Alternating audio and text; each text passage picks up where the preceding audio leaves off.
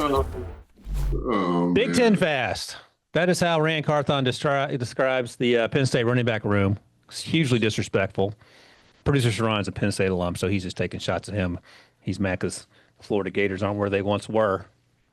We all can't score touchdowns in week 2 of the 2005 season, Rand. So let's just keep a level head about this. Nicholas Singleton, number 2 on the consensus list. He was my number 2A player before I saw C.J. Baxter, number 3, and he was number 4 on your list, Rand.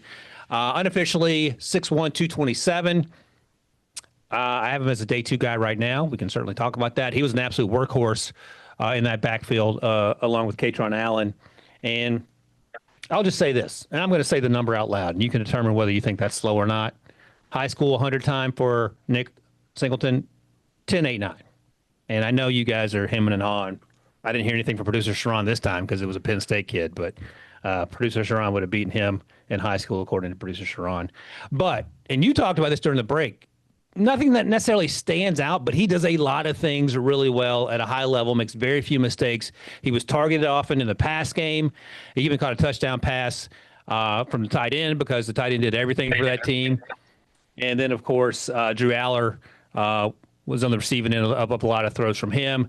Had good hands. One of the touchdowns he had against Bowling Green early in the season, he ran a little from the backfield, ran a little seam route and caught red zone touchdown. Hands catch, didn't have to use his body. So a lot to like.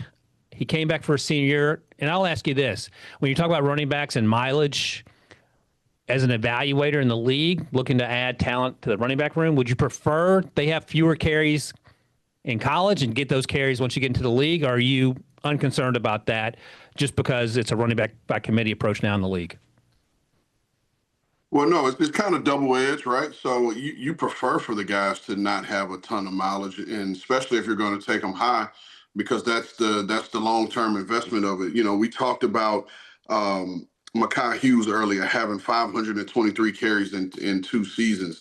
Well, Nicholas Singleton, I mean, he was short of leading the team in rushing by probably less than 20 yards last year, but he only had 172 carries.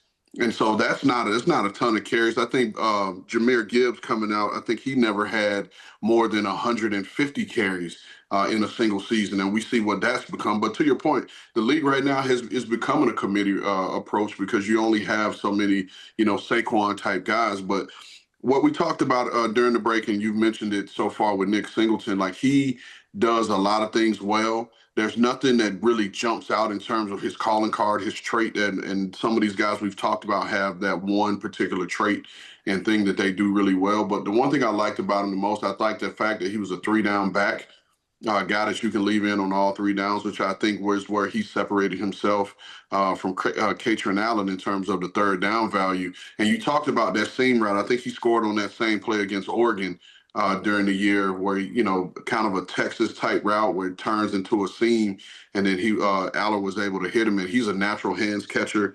Again, pass pro, I think he's willing, which was all I needed to see because he gets good, solid initial pop.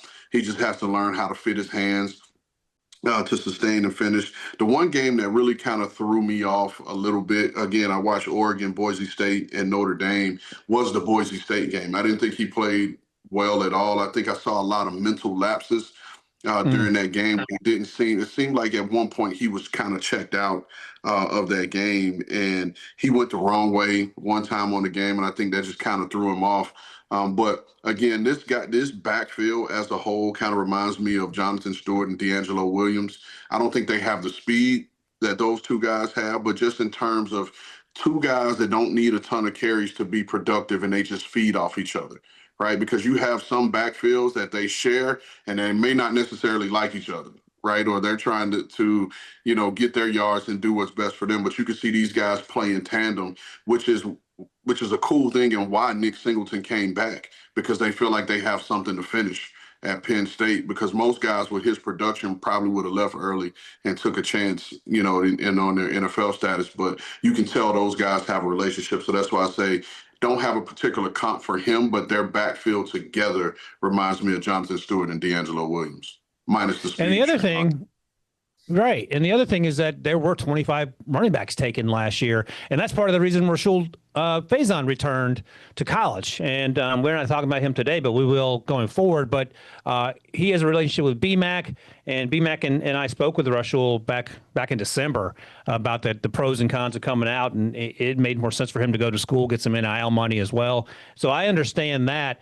I want to ask you and circle back to something you just mentioned, that Boise State game in particular with Singleton's performance. In your eyes, he seemed a little off. So when you bring that up at the combine interview, or the Senior Bowl interview, wherever you talk to him, what's the answer you want to hear? Because, we all have off days, but what answer do you want to hear? What answer do you not want to hear? And I would imagine some version of blaming someone else for his mistakes.